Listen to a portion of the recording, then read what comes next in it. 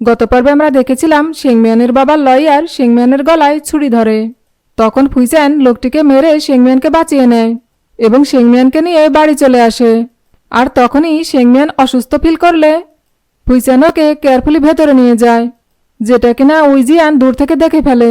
আর রেগে গিয়ে মনে মনে বলে, যে করেই হোক আমি শেংমিয়ানের বাচ্চাটাকে নষ্ট করে দেব।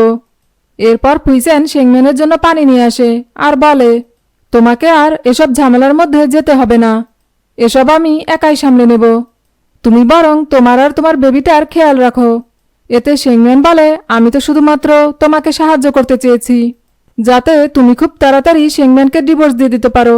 তখন ফুইচান বলে, তুমি কোনো চিন্তা করো না, আমি অলরেডি একজন লয়ারের সাথে কথা বলে নিয়েছি। এই ঝামেলাটা মিটে গেলেই আমি শেংমিয়ানকে ডিভোর্স দিয়ে দেব। তুমি বরং গিয়ে একটু রেস্ট করো। এতে শেংমিয়ান বলে, ঠিক আছে, এই বলেই সেখান থেকে চলে যায়। এবং এর কিছুক্ষণ পর শেংমিয়ান আবারও ফুইচানের কাছে এলে ও ফুইচানকে কেউ একজনের সাথে কথা বলতে শোনে, যেখানে ফুইচান ফোনের ওপাশে থাকা লোকটিকে বলে, আমার শেংমিয়ানের সৎমায়ের ভাইয়ের ফটো লাগবে। তুমি বরং এক কাজ করো, শেং ফ্যামিলির গ্রুপ ফটোটা আমাকে পাঠিয়ে দাও, আমি সেখান থেকেই ওই লোকটিকে খুঁজে বের করব। আর এদিকে শেংমিয়ান ফুইচানের এই কথাটা শুনে মনে মনে বলে, এখন যদি ফুইচান আমাদের ফ্যামিলি ফটোটা দেখে ফেলে তাহলে তো আমি ফুইচানের কাছে ধরা পড়ে যাব। আর তখনই ফুইচান একটা ব্রেড মুখে দিয়ে পেছন দিকে ঘুরেই দেখে শেংমিয়ান দাঁড়িয়ে আছে। আর শেংমিয়ান তখনই একটা রোম্যান্টিক ওয়েতে ফুইচানের ব্রেডে একটা বাইট করে। আর ফুইচানও তখন রোম্যান্টিক ওয়েতে শেংমিয়ানের সাথে ব্রেডটা খেতে থাকে এবং ব্রেড খাওয়া হয়ে গেলে শেংমিয়ানের হাত ধরে ওকে উপরে নিয়ে যায়। আর এর কিছুক্ষণ পরেই শেংমিয়ান আবারও নিচে চলে আসে আর এসেই ফুইচানের ফোনে শেংমিয়ানদের ফ্যামিলি ফটোটা চেক করে আর দেখে যে তাতে শেংমিয়ানের কোনো ফটো নেই, যেটা দেখে ও একটু রিল্যাক্স হয়ে যায়। অপরদিকে শেংমিয়ানের ছোট বোন উইজিয়ান জেকিংয়ের সাথে দেখা করতে আসে। আর সেখানে আসার পর জেকিং ওকে বলে, তুমি তোমার বোনকে গিয়ে ভালো করে বুঝিয়ে বলে দিও যে ও যেন আমার আর ফুইচানের মাঝখানে ঢোকার কোনো চেষ্টা না করে, তাহলে আমার চেয়ে খারাপ আর কেউ হবে না। এই বলেই সেখান থেকে চলে যেতে গেলে উইজিয়ান চালাকি করে জেকিংকে কথার জালে ফাঁসিয়ে উস্কে দিয়ে বলে, আমার বোন শেংমিয়ান ফুইচানের ওয়াইফ, তাছাড়া ও ফুইচানের সন্তানের মা হতে চলেছে, যে সন্তান কিনা ফু ফ্যামিলিরই বংশধর। আর এই কথাটা যদি ফুইচান একবার জানতে পারে যে পেনি হলো শেংমিয়ান, যে কিনা ওর সন্তানের মা হতে চলেছে, তাহলে তুমি হাজার চেষ্টা করলেও কোনোদিনও ফুইচানকে পাবে না। যেটা শুনে জেকিং ভীষণ রেগে যায়। আর উজিয়ান ওকে বলে, কাল আমাদের কোম্পানির একটা অ্যানুয়াল প্রোগ্রাম আছে, পারলে সেখানে এসে শেংমিয়ানের কাছে ক্ষমা চেয়ে যেও। আসলে উইজিয়ান সব প্ল্যান করেই করে, যাতে রাগের মাথায় জেকিং নিজেই শেংমিয়ানের বাচ্চাটাকে নষ্ট করে দেয়। এরপর পরের দিন শেংমিয়ান ওর বাবার কোম্পানির একটা অ্যানুয়াল প্রোগ্রামে আসে। আর ওকে দেখেই উইজিয়ান বলে, আমি তো ভেবেছিলাম যে তুমি হয়তো আসবে না। এতে শেংমিয়ান বলে, বাবা চলে যাওয়ার পর এটা তার কোম্পানির প্রথম প্রোগ্রাম, আর সেখানে আমি আসবো না এটা কখনো হতে পারে? এই বলেই ওরা দুজন যখন প্রোগ্রাম অ্যাটেন্ড করতে যেতে লাগে তখনই জেকিং আড়াল থেকে কিছু সিট ছড়িয়ে দেয়। আর এতে শেংমিয়ান না দেখেই একটা সিটের ওপর পা রাখতেই সিঁড়ি থেকে নিচে পড়ে যায় এবং প্রচণ্ড আঘাত পেয়ে ওর ব্লিডিং হতে থাকে। তখন উইজিয়ান অভিনয় করে ওকে তাড়াতাড়ি হসপিটালে নিয়ে যায়। আর হসপিটালে নিয়ে যাওয়ার পর ডাক্তার এসে উইজিয়ানকে বলে যে পেশেন্টের অনেক ব্লিডিং হচ্ছে, আমরা হয়তো বাচ্চাটাকে বাঁচাতে পারবো না। এ অবস্থায় যত তাড়াতাড়ি সম্ভব পেশেন্টের অপারেশন করতে হবে, আর তাই বন্ডে সাইন করার জন্য ওনার পরিবারের কাউকে লাগবে। এতে উইজিয়ান বলে, আমি পেশেন্টের ছোট বোন, কিন্তু আমি আপনাকে কোনো সিদ্ধান্ত দিতে পারবো না, আমি বরং আমার বোনের হাজব্যান্ডকে ফোন করে এখানে আসতে বলছি।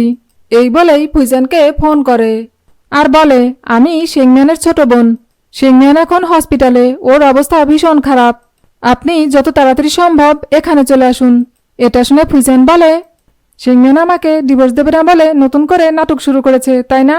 তখন উইজিয়ান বলে, আমি মিথ্যে বলছি না, শেংমিয়ান সত্যিই হসপিটালে, আর ও বারবার শুধু আপনার নাম ধরে ডাকছে, কারণ ও আপনাকে খুব ভালোবাসে।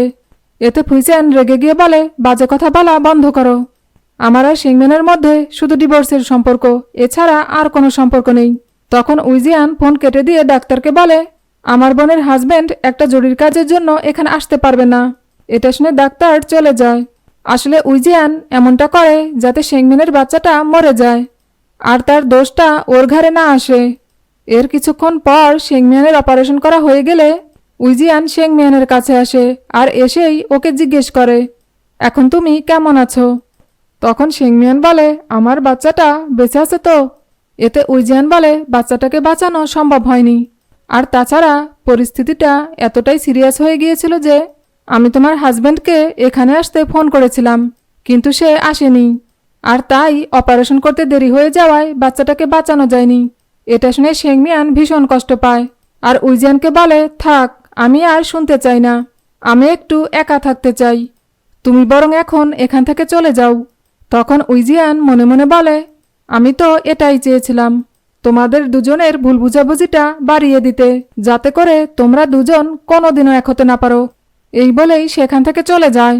এরপর ফুইসেন শেংমিয়ানদের বাড়িতে যায় আর দরজার বাইরে দাঁড়িয়ে শেংমিয়ানকে ডাকতে থাকে।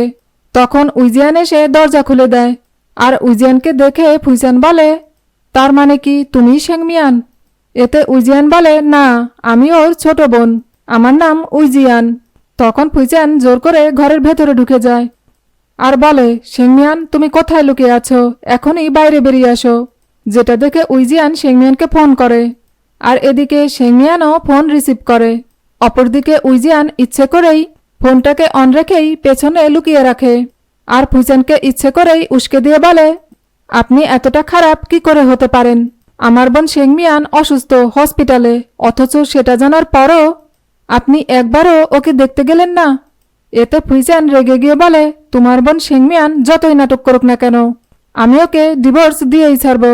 যেটা কিনা শেংমিয়ান ফোনের ওপাশ থেকে শুনতে পায় আর এরপর ফুইসেন সেখান থেকে চলে যায়। অপরদিকে শেংমিয়ানের কাছে কোর্ট থেকে ডিভোর্সের একটা নোটিশ আসে, যেটা দেখে শেংমিয়ান কষ্ট পেয়ে কাঁদতে থাকে। আর এর বেশ কিছুদিন পর ফুইসেন শেংমিয়ানকে ডিভোর্স দেওয়ার জন্য কোর্টে চলে যায় আর কোর্টে বসে শেংমিয়ানের জন্য অপেক্ষা করতে থাকে। আর তখনই সেখানে শেংমিয়ান চলে আসে আর ফুইসেন শেংমিয়ানকে কোর্টে দেখে অবাক হয়ে মনে মনে বলে, আরে পেনি এখানে কি করছে?